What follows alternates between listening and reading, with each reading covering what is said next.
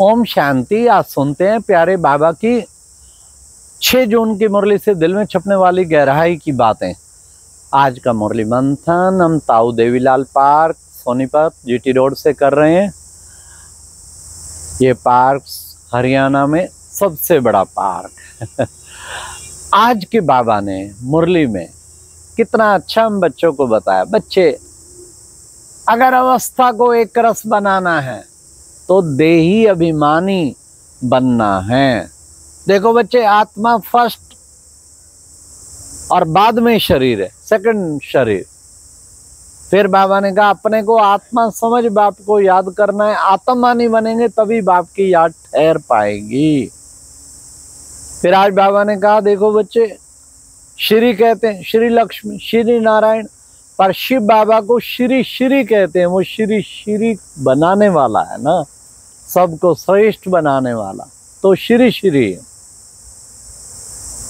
फिर प्यारे बाबा ने कहा ये ब्रह्मा बाबा अब बच्चे व्यक्त में है, तो ब्रह्मा कहते हैं मैं अभी पूर्ण पवित्र नहीं बना हूं, और वह अव्यक्त में है ब्रह्मा। फिर ये पवित्र बनकर अव्यक्त बन जाता है। आज फिर बाबा ने कहा शिव बाबा बच्चे तुम्हारा बाप भी है तो टीचर भी है। पुकारते हैं ना हे पतित पावन आओ, तो सर्व का सदगति करने के लिए वो आता है।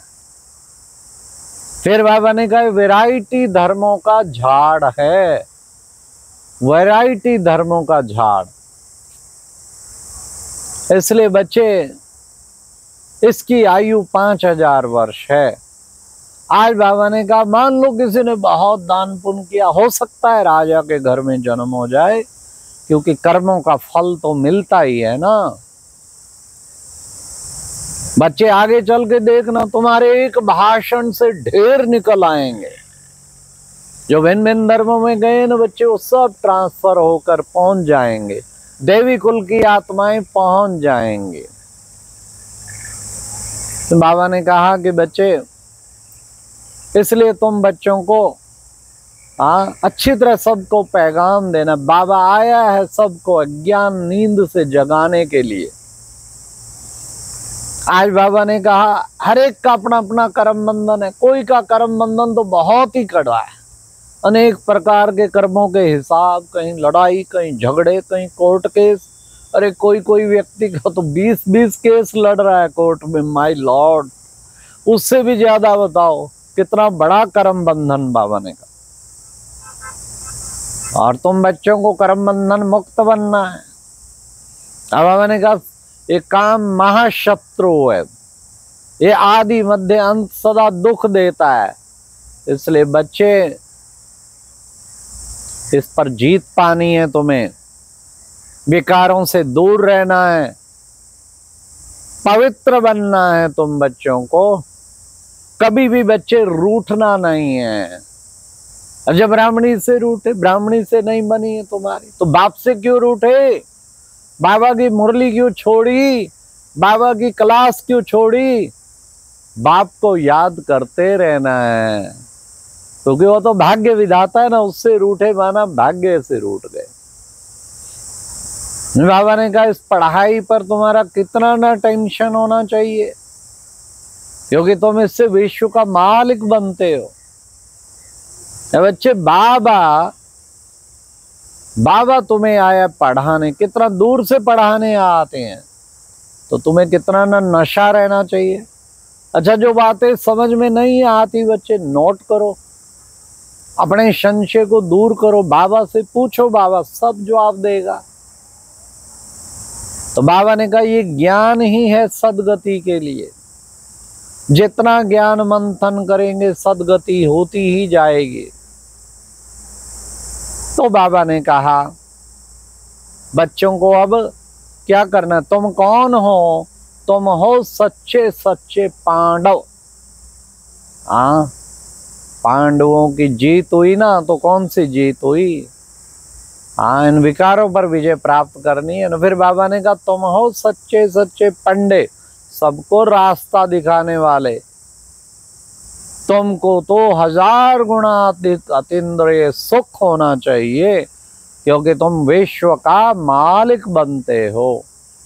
1000 गुना अतीन्द्रिय सुख में झूमना चाहिए। फिर बाबा ने कहा कि बच्चे गाते हैं ना, गोल्डन स्पून इन माउथ। हाँ बच्चे, सतयुग में होगा गोल्डन स्पून इन माउथ। अब बच्चे शरीर भी छोड़ेंगे ना, कोई दुख नहीं होगा उन्हें, पहले ही साक्षात्कार हो जाएगा कि अब बच्चा बनूंगा। अरे योग बल से तुम सारे विश्व का मालिक बनते हो, क्या बच्चा नहीं पैदा हो सकता? वहां तो योग बल की पैदाइश है, भोग बल की नहीं है, योग बल की है।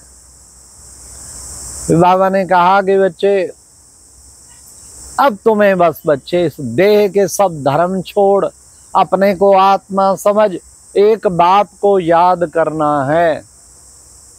बच्चे याद की ही सारी मेहनत है, याद का खूब पुरुषार्थ करना है। घड़ी घड़ी मीठा बाबा प्यारा, तुम कहते हो रूहानी बाबा, बाबा कहते हो मेरे रूहानी बच्चे, मीठे बच्चे।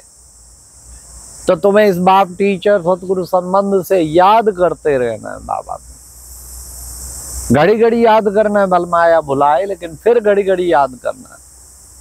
तुम भी पुरुषार्थ करके अब ब्रह्मा बाप समान व्यक्त से व्यक्त बन जाते हो। जो पवित्र बन जाएंगे ना, व्यक्त बन जाएंगे। बाबा ने कहा बाकी थोड़े रोज है बच्चे, भंभोर को आग लगनी है, नेगेटिव भंभोर को तो आग लगनी चाहिए।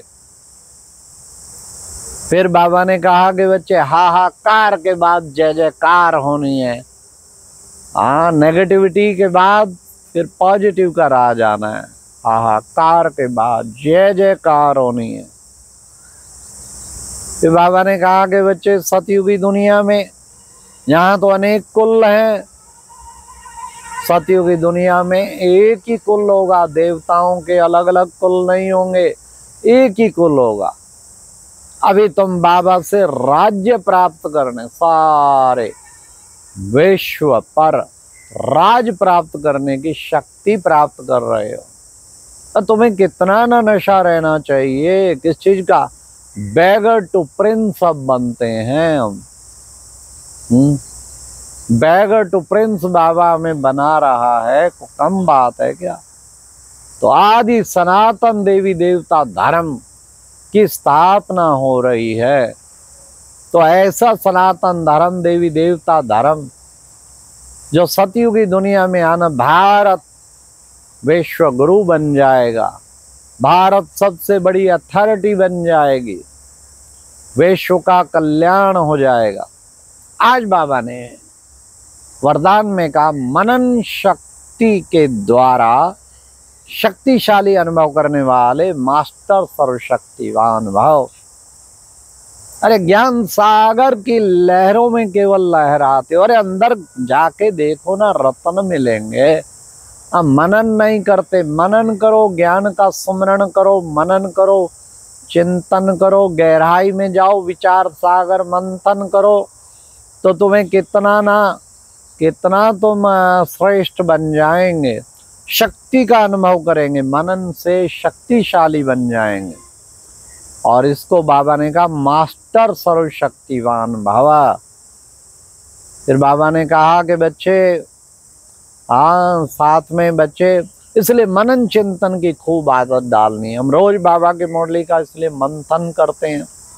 मंथन इसीलिए करते हैं कि भाई मनन चिंतन ही सबसे बड़ी कला है।